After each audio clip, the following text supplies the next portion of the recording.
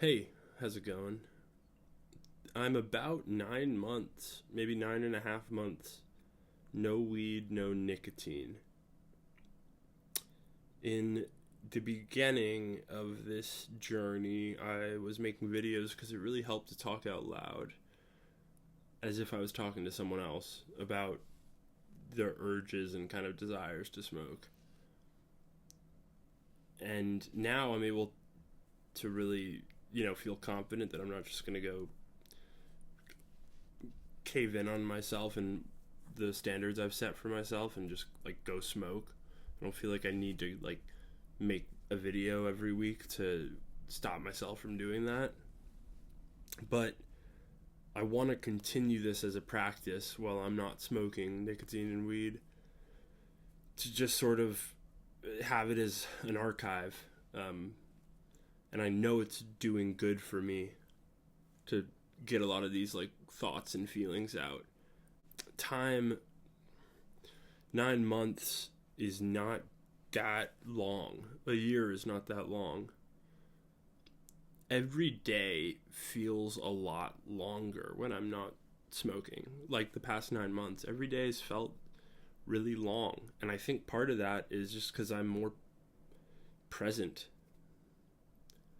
in the things that are happening moment to moment around me.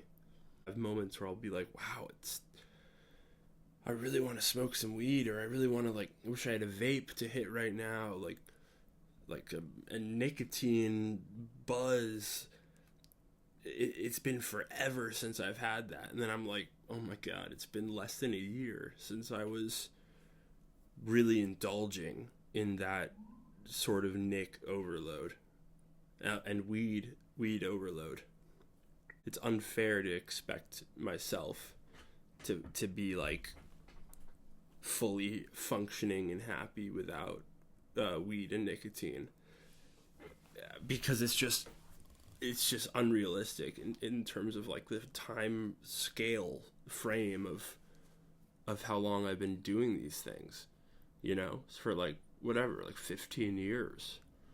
You hold up 8 months or 9 months or a year to 15 years, and that's a drop in the bucket. So I have this general sort of disappointment that I'm not like on top of the world, like feeling on top of the world.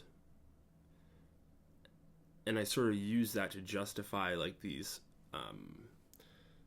visions of going back to these habits of nicotine and weed. Like I'll be walking down the street and I'll be in the middle of doing work shit or whatever it is, and I'll be like, oh, I'm not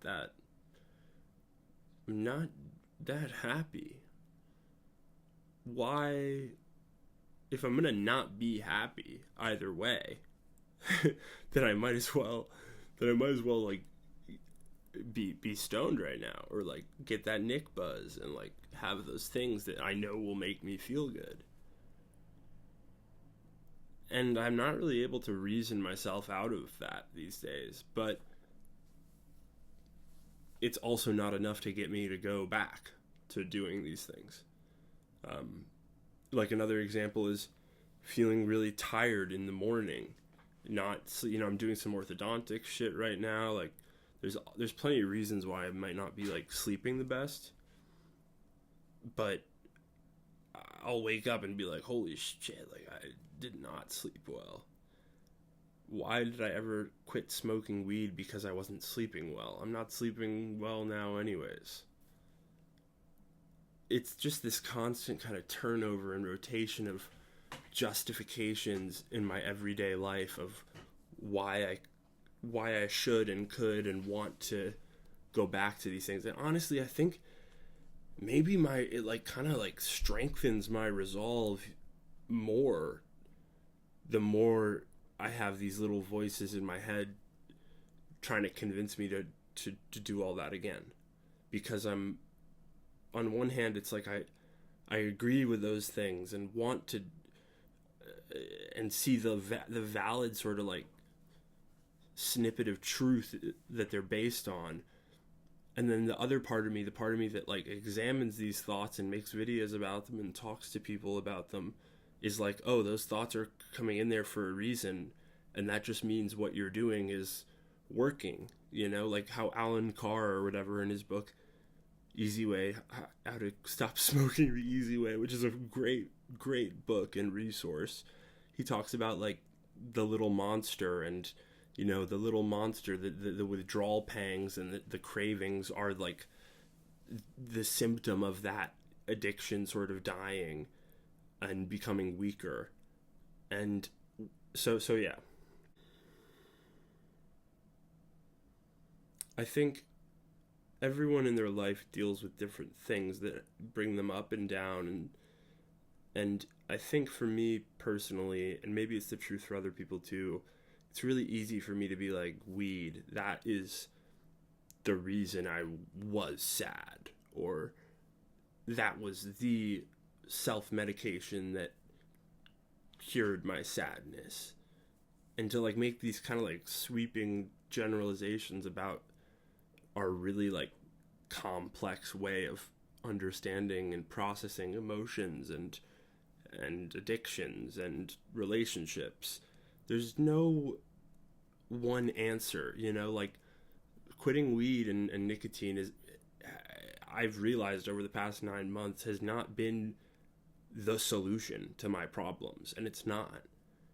It's just one little, or, in my case, maybe one big element of things that have been bad in my life, and good. But we're in a really weird time in the world.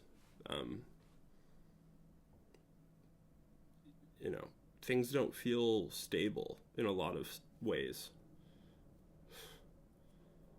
It is the best time to go detach from reality. And there are these healthy ways to do it, like exercise, maybe like video games in moderation, making music, different kinds of art, painting, whatever. Like, there's ways to disconnect, and weed is one of them. But I'm hoping in the coming months and days or years or however long, things don't feel so high stakes for me in terms of this project of quitting nicotine and weed. I hope I can just be without these things and not shape so much of my like identity and understanding of who I am and my emotions and my ups and downs on these things. That's my hope for the future here as we round the corner. 100 meters left here to the year. It scares me, honestly, how powerful that old part of me is that would so quickly turn back to these things for comfort. There's every opportunity, every second of the day for me to stop and buy a vape and start that, pull up that blanket of like good feelings. And maybe, I think at the beginning of this I said recently, I haven't really been needing to make videos so much. I mean, shit, I think I'm making this video right now because I am feeling a little vulnerable about where I'm at with weed and nicotine, and I do need to hear myself say these things out loud to reinforce, the reason that I'm doing all this, even if I don't know exactly why,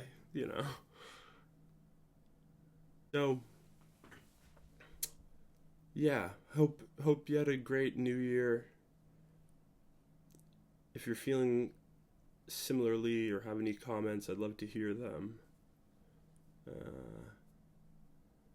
Yeah, it's 2025. So who knows what's in store for us. But I do know that for the time being, I'm gonna stay away from these things. I'm gonna keep doing the things that I know make me feel good and that make me happy, and I'm not going to expect so much from them. They're just going to be what they're going to be, and they're going to feel how they're going to feel. Not everything is this explosive high. Oh my God, that's so depressing. There's hope in that. There's hope in what I just said, I think. Somewhere down in there. Okay.